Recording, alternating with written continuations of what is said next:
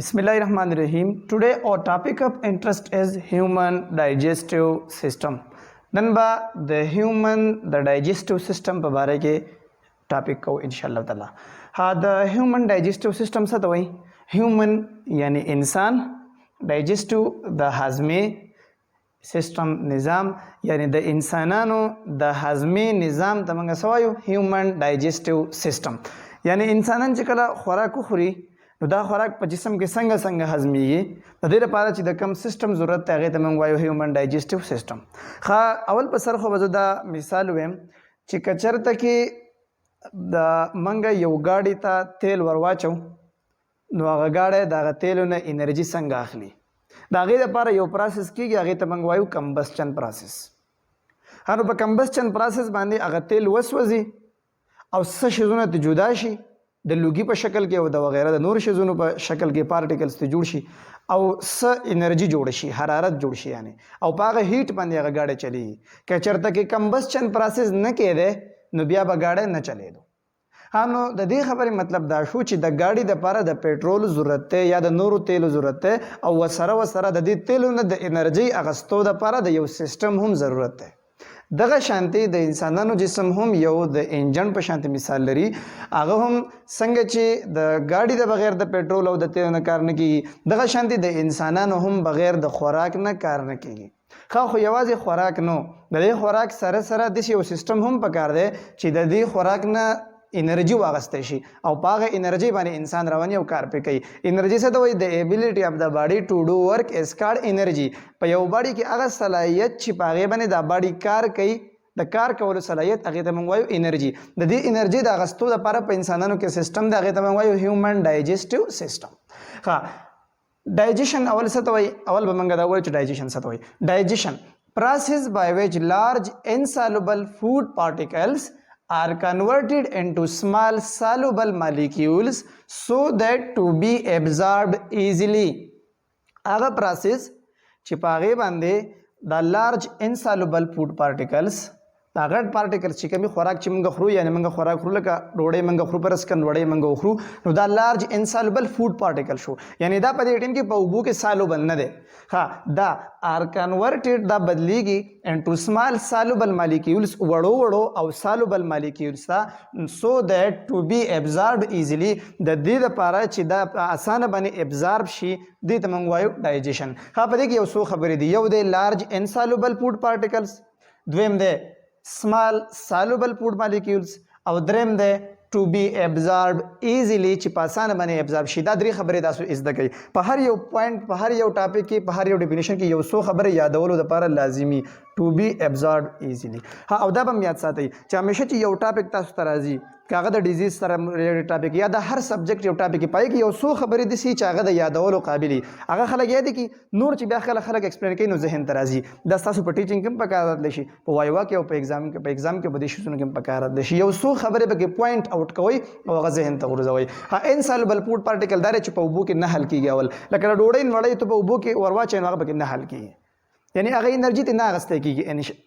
مطلب ان شارټ خبره ده چې هغه انرژي ته موږ نشو اخیستی. سالوبل فوډ مالیکیولز کله چې ډایجیشن وشي نو بیا وړو داسې پارټیکلز ته بدل شي چې هغه سالوبل یعنی په اوبو کې حل کېږي چې په اوبو کې حل کېږي نو بیا د هغې نه وروسته سو دیټ ټو بي ابزارب ایزلی بیا په اسانه باندې ابزارب کېدی شي. ابزاربشن څه ته وایي ګورئ خوراک چې موږ کله وخوړ دا خولې ته لاړ شي د خولې نه په دې مردار امرۍ چې ورته موږ وایو اسوپیګس ورته په انګلیش کې وایي د هغې ته لاړ شي د هغې نه بیا سټمک ته لاړ شي د سټمک نه بیا سمال انټسټاین ته لاړ شي. سمال انټسټاین یعنی وړې کولمې ته چې کله خوراک لاړ شي د دې نه وروسته د خوراک سره څه کېږي هلته کې په وړو پارټیکلز کې تقسیم شوی الریډي او وینې ته داخل شي. نو د کولمې نه چې د وړې کولمې یعنی د سمال انټسټاین نه چې د وینې ته خوراک ځي دې پروسس ته موږ وایو ابزاربشن. تر څو پورې چې خوراک وینې ته نه وي تللی زموږ په وینه کې نه وي چلېدلی نو زموږ په کار نه راځي. نو دا خبرې به زده کوئ. دا پروسس چې کله وشو چې لارج انسالوبل فوډ پارټیکلز وړو سالوبل فوډ مالیکیولز ته بدل شو د دې دپاره چې ابزارب شي په اسانه دې ته موږ وایو ډایجیشن. دا ډایجیشن پروسس دی.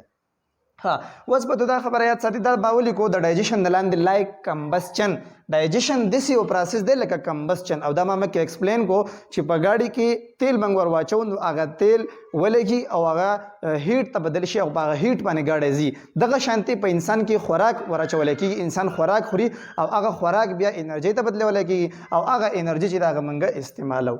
دا فوډ ډیسې کوي دا غټ فوډ پارټیکلز دي دا فوډ چې موږ کله وخوړو نو دا د ډایجسټیو سیستم نه پاس شو د نظام انهضام یعنی د ډایجسټیو سیستم نه او دا وړو وړو پارټیکلز ته بدل شو دا تاسو ته ښکاري سي کوي دا غټ پارټیکلز دا ډایجسټیو سیستم نه پاس شو او دا بیا وړو وړو پارټیکلز ته بدل شو د دې نه وروسته به اوس دا ابزارب کیږي اوس موږ وایو چې د ډایجیشن ټایپس څو دي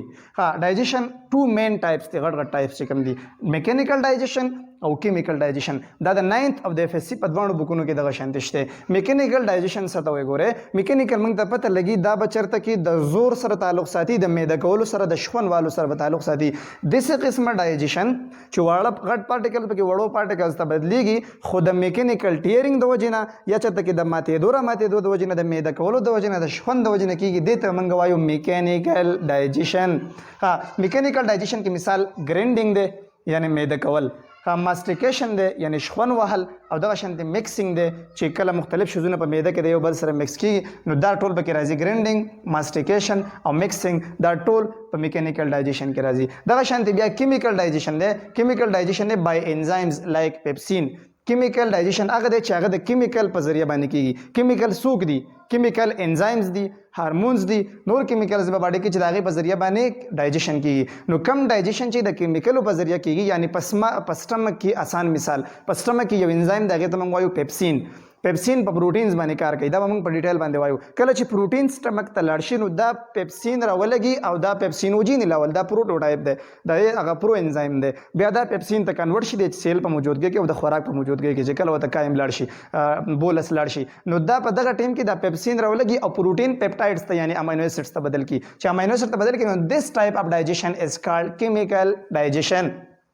اوس وایو چې د ډایجیشن امپارټنس څه دی دا به په ډیټیل یو وایو خو دا موږ هسې هغه سرسري د چپټر سټارټ موږ وایو وداوټ ډایجیشن وی کین ناٹ ابټین انرژي فرام د فوډ وی ایټ که چېرته کې ډایجیشن نه وی نو څه چل به و که چېرته کې ډایجیشن نه وي نو دا خبره به یاد ساتئ چې موږ چې کوم خوراک خورو هغه بالکل یوزلیس دی د هغې هېڅ پیدا نشي هغې موږ څه انرژي نشو ولاړولی نو که موږ د وایو چې د خوراک د انرژي حاصله شي زموږ جسم ته پیدا دی ورکړي د هغې دپاره د ډایجسټیو سیسټم ضرورت دی ډایجسټیو سیسټم از آلسو کالډ ایلیمنټري کانال د خولې نه والا او د غټې کلمې د اخرنۍ حصه پورې یعنی د موت نه والا او د لارج انټسټاین د اخرنۍ حصې یعنی د انس پورې چې څومره ځای دی د خوراک د پاس کېږي او د خوراک پروسس پکې کېږي دې ټول ته په شریکه باندې ایلیمنټري کانال وایي یا ورته ډایجسټیو ټریکټ وایي یا ورته ډایجسټیو سیسټم ټریکټ وایي او داسې نور ډېر شی نومونه ورته ویلی کېږي د ډایجسټیو سیسټم کې پارټس څه دي اول په سر په ډایجسټیو سیسټم کې موت دی یعنی د خولې نه ډایجسټیو سیسټم شروع کېږي موت دی په موت پسې بیا پیرنګس دی حلق چې ورته موږ وایو حلق پیرنګس په پیرنګس پسې بیا ایسوپیګس دی ایسوپیګس ته موږ په پښتو کې مرداره مرۍ وایو دا د دې ټریک یا نشه د پړبوسان چې کله د پړبوس ته چې کوم پیپ لګېدلی د لنګز نه چې کوم پیپ یعنې راغلی پوزې ته خولې ته راغلی مرۍ ته هغه پیپ سره شاته بل د غوښې یو پیپ لګېدلی هغې ته موږ وایو مرداره مرۍ خلک ټولو به تاسو لیدلي هغه مردارې مرۍ ته په انګلیش کې ایسوپیګس وایي د ایسوپیګس نه لاندې دا بیا ډایرکټ لګېدل د ایسوپیګس د سټمک سره سټمک ته په پښتو کې موږ معده وایو سمال انټسټاین یعنی وړوکی کلمه لارج انټسټاین یعنی غټه کلمه د سمال انټسټاین او لارج انټسټاین ورته ولې وایي دې خبرې ته غوږ کېدی سمال انټسټاین چې دی دا اصل کې 17 فوټ دی او لارج انټسټاین چې دی دا 5 to 6 فوټ دی یعنی سمال انټسټاین ډیر اوږد دی په مقابله د لارج انټسټاین کې نو بیا کوېسچن دا دی چې ولې موږ دې ته سمال انټسټاین وایو او دې ته بیا موږ لارج انټسټاین وایو حالانکې دا خو د هغې نه اوږد دی نو ځکه چې د دې ډایمیټر کم د سمال انټسټاین نری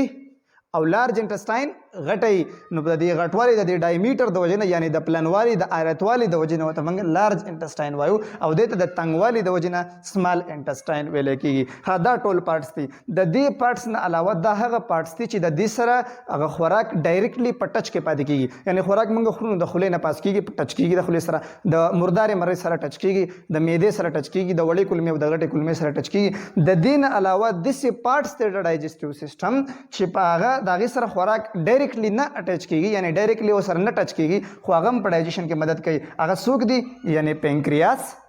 او ګال بلیډر دا چې دا هغه پارټس دي چې دا هم آلسو پلی میجر رول چې دا هم رول پلی کوي په ډایجیشن کې. پینکریاس یو سپیشل کیمیکل سیکریټ کوي چې هغه ته موږ وایو پینکریاټک جوس یا پینکریاټک فلوئډ. پینکریاټک جوس کې ګوره پینکریاټک لایپیزي، پینکریاټک امایلیزي پکې او دغه شانتي پکې سوډیم بایکاربونیټ او دا شیزونه پکې. او ګال بلیډر چې دی دا هم سپیشل کیمیکل سیکریټ کوي. په ګال بلیډر په کیمیکل کې پای کې دنیا شه داسې کیمیکلز دي چې هغه چې کله په خوراک باندې ولګي په د وړې کولمې په اولنۍ حصہ د پینکریاس او د ګال بلیډر د دوانو نه چې کم فلوئډ راځي کم اوبه راځي نو هغه د وړې کولمې په اولنۍ حصہ یعنی په ډیوډینم کې د خوراک سره میلاویږي او د خوراک سره کیمیکل ډایجیشن کوي او په کیمیکل ډایجیشن کې مدد کوي. ها نو دا اوس نن چې ما کوم خبره وکړه د دې چپټر سرنامه ده. خوراک به جسم ته څنګه ځي او په جسم کې به سره سس کېږي او بیا چې سره کارونه وشي بیا به د خوراک سره فاینلی سکیږي انرژي به څنګه غسته کېږي. دا زمونږ د دې چپټر د انټرست ټاپکس دي. ان شاء الله په روان لیکچر کې به موږ کمپلیټلی د یو پارت نه شروع کوو چې په خوله کې د خوراک سره سکیږي او دغه پارت سدي د خوله او بیا په سمال انټسټاین او لارج انټسټاین او سټمک او اسوفیګس اینڈ سو آن. د دې سره تاسو نه اجازه غواړم خپل خیال ساتئ. جزاک الله خیره.